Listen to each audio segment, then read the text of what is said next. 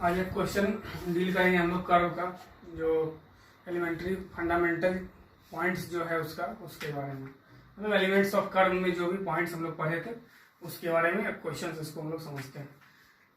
Question है two line intersect at chainage 1150.50 metre, मतलब दो लाइन इंटरसेक्ट कर रहा है ये आई पे, और इस आई का चेनेज हम लोग चेनेज पढ़े थे क्या होता है 1150.5 मीटर 50 मीटर है।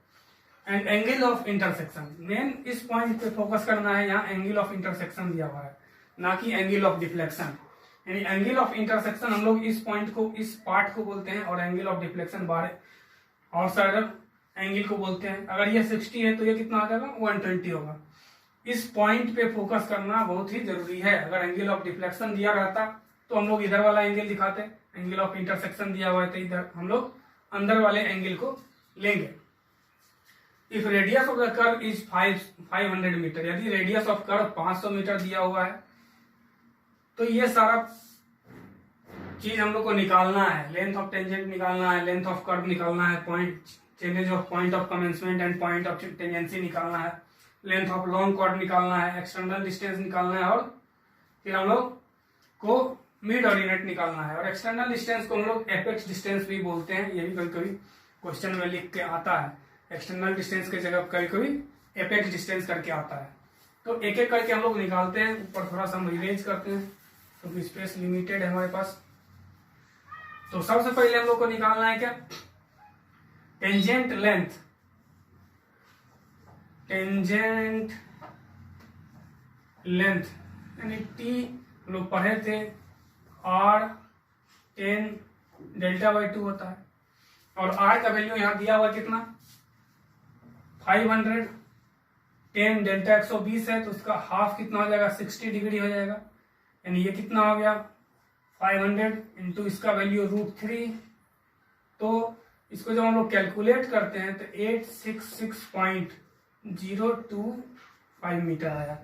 मतलब लेंथ ऑफ टेंजेंट का वैल्यू कितना है 866.025, और इसको हम लोग लेंथ ऑफ टेंजेंट बोलते हैं। हम लोग पिछले वीडियो में देखे थे कि लेंथ ऑफ टेंजेंट किसको बोलते हैं। तो फर्स्ट हम लोग क्या निकाले, लेंथ ऑफ टेंजेंट, यानी t इक्वल टू 866.025 मीटर निकाले। अब दूसरा हम लोग को कैलकुलेट करना है लेंथ ऑफ कर्व, यानी लेंथ ऑफ कर्व किसको बोलते हैं, यहां से लेके यहां तक के पार्ट को हम लोग क्या बोलते हैं, लेंथ ऑफ कर्व बोलते हैं। इसको निकालना है तो इसके निकालने के लिए हम लोग फॉर्मूला पढ़े थे। यानी सेकेंड पार्ट हम लोग को निकालना है लेंथ ऑफ कर्व। इसको हम लोग कैपिटल L मान लेते हैं अगर, तो इसका फॉर्मूला हम लोग पढ़े थे पाई R डेल्टा अपॉन 180 डिग्री। यानी पाई तो पाई है, R का वैल्यू 500, रेडियस दिया हुआ है 500, डेल्टा वैल्यू 120 डिवाइडेड बाय 180, तो ये आता है 1047.20 मीटर। ये दूसरा पार्ट हम लोग कैलकुलेट किए, लेंथ ऑफ कर्व। अब हम लोग को निकालना है क्या चीज, chainage of point of tangency and point of commencement.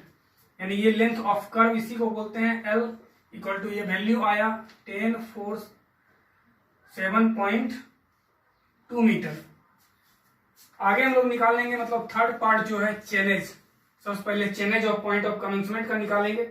ये हम लोग सीखे थे कि पॉइंट ऑफ कमेंसमेंट किसको बोलते हैं और पॉइंट ऑफ टेंजेंसी किसको बोलते हैं। तो पॉइंट ऑफ कमेंसमेंट ये पॉइंट होता है जहां से कर्व इनिशिएट होता है, और जहां कर्व ओरिजिनेट होता है, खत्म होता है, एंड होता है, उसको हम लोग बोलते हैं point of tangency.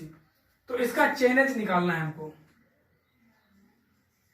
Chainage of point of commencement equal to क्या होगा, चेनेज ऑफ आई मतलब पॉइंट ऑफ इंटरसेक्शन।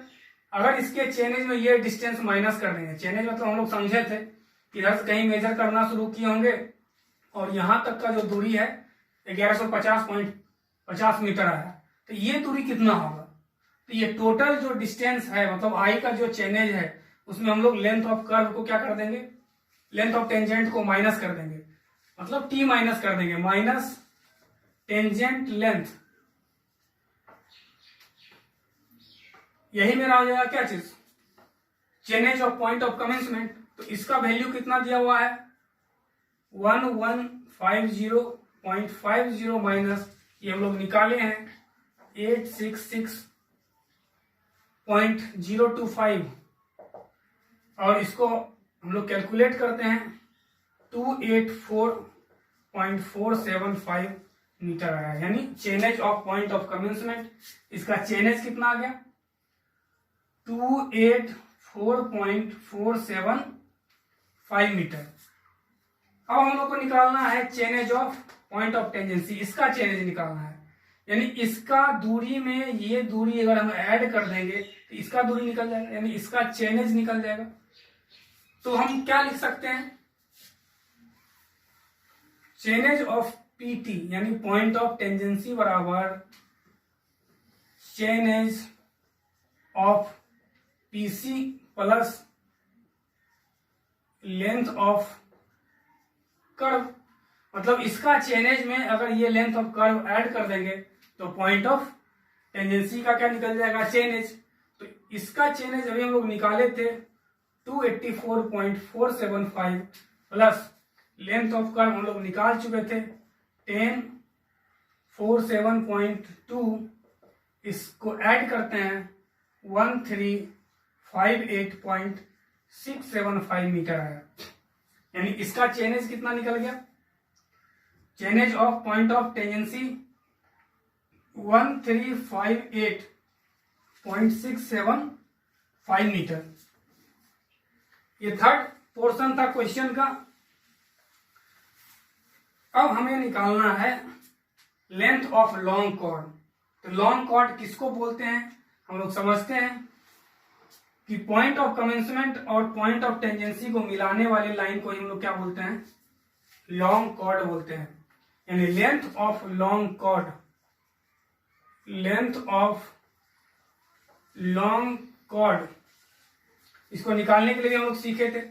ये एंगल मेरा कितना है Δ/2, ये भी Δ/2।